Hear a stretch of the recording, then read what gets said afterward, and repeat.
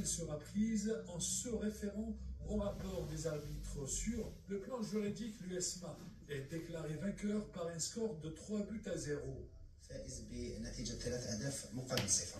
اليوم نرى أن هذه الخريطة Aujourd'hui, cette carte géographique est considérée comme une violation flagrante de la loi et une violation du droit international, étant donné que la question du Sahara occidental est une préoccupation mondiale discutée au sein des Nations Unies. Cependant, le peuple sahraoui revendique son droit à l'autodétermination, tandis que politiquement, l'Union africaine ainsi que de nombreux États membres reconnaissent la République sahraoui démocratique en tant qu'État. Étant donné que la CAF est basée en Afrique et fait partie de l'Union africaine, l'instance africaine de football est confrontée à de sérieuses difficultés et il est difficile de prédire comment elle surmontera cette crise ou quelles seront les répercussions de cet acte. ما هي التداعيات هذه الفعل؟ Alors voilà, ça c'était la réponse de Rachid Trafi, qui est avocat, expert dans les affaires sportives. Alors également avec nous, à partir d'Espagne, on a avec nous Mehdi Yahi, qui est consultant juridique sur les affaires du foot, dans le droit du football. Bonsoir Mehdi. Bonsoir Maman, bonsoir tout le monde. Alors justement, merci, on profite de votre présence. La question aujourd'hui, quels peuvent être les arguments que pourrait présenter l'USMA d'Alger? Je pense qu'en matière de réglementation et de statut de la FIFA, c'est très clair. Donc aujourd'hui, la FIFA exige, de par ce statut, la neutralité et la non-discrimination des pays de conception politique. Donc aujourd'hui, la CAF aussi, la Confédération, étant donné statutairement parlant, qui est membre de la FIFA, elle a l'obligation de respecter et de faire respecter au niveau des associations membres hiérarchiquement, donc ce principe de neutralité politique. Et ce n'est pas aujourd'hui à la Confédération africaine de football qu'on va aussi lui apprendre l'histoire du Sahara occidental et donc du message sur le maillot de l'équipe Berlin. Donc aujourd'hui, je pense que sur la réglementation de la FIFA, donc l'IFAB a été très clair, donc c'est l'instance qui a promulgué les lois du jeu et en matière d'équipement de joueurs, donc elle est très claire et nette et précise. Donc la FIFA est partie dans ce sens pour renforcer son principe de neutralité politique et que aujourd'hui, l'IFAB, par l'article 4 et son alinéa 5, interdit tout slogan politique, donc slogan caractère politique, donc au niveau des maillots et des équipements. Donc en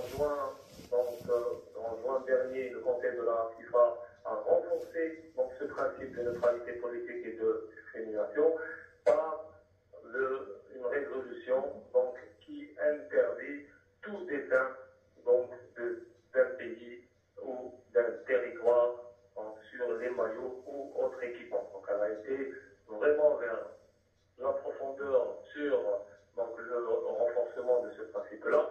Donc aujourd'hui, au niveau de la CAF, il y a une commission d'organisation des compétitions interclubs qui avait homologué au départ cet équipement, ce dessin en contenant ce slogan politique et cette carte géographique, donc cette carte du territoire, et du coup il y a une infraction par rapport déjà aux réglementations de la FIFA.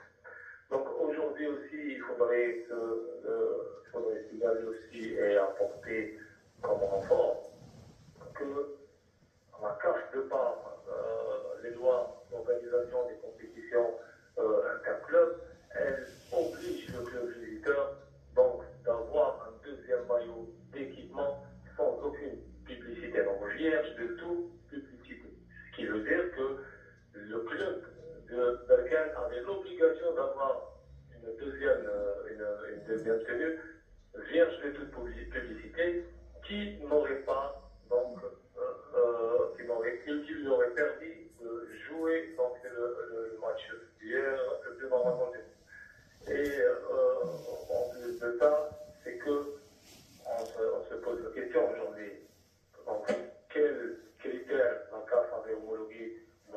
C'est la question, vous revenez Mahdi Yahri, à la question qu'on se posait au début, comment est-ce que la CAF peut homologuer un tel maillot?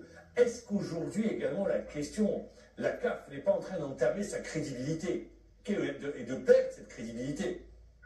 Bah, moi je vais aller plus loin. C'est que avec l'autorisation qui a été notifiée déjà de la part de la commission d'organisation des compétitions interclubs en permettant et autorisant le club à jouer avec un maillot portant la carte, donc, la carte et le territoire d'un pays, et donc en insinuant un slogan à caractère total et purement politique. Donc elle a aujourd'hui affirmé qu'elle est donc elle est tout à fait à l'opposé à vos contradictions avec la situation de la réglementation. Et aujourd'hui, les critères de sélection restent entre parenthèses, donc pas clairs. Et aussi, donc il y a la forme aussi, donc je profite pour attirer l'attention, c'est qu'il y a la forme du rejet du recours qui est très très important de dire. C'est que un recours, quand il est rejeté de par la commission d'appel, doit être motivé. Donc il y a le motif du rejet, soit donc, par la forme ou par le fond. Donc il y avait un rejet, donc c'était des décisions unilatérales qui ont été prises, et je pense préméditées et surtout calculées. Donc il n'y avait aucun motif ni de rejeter la peine, ni d'autoriser par rapport à toute la réglementation qu'on avait vue et qu'on avait citée pardon, et les statuts de la FIFA et les réglementations en matière des lois de jeu, qui sont donc en totale contradiction avec les différents. Et je terminerai par cette question. Il y a des précédents à Bouteflika. Il y a le précédent à Bouteflika sur son maillot d'inscription. Il y avait sur son maillot une inscription. Il y a le président. Il y a le précédent. Il y avait un précédent à Bouteflika, le joueur égyptien. Oui, bien sûr. Mais bien sûr, la FIFA au fil des années, donc, ces principes et ces statuts de neutralité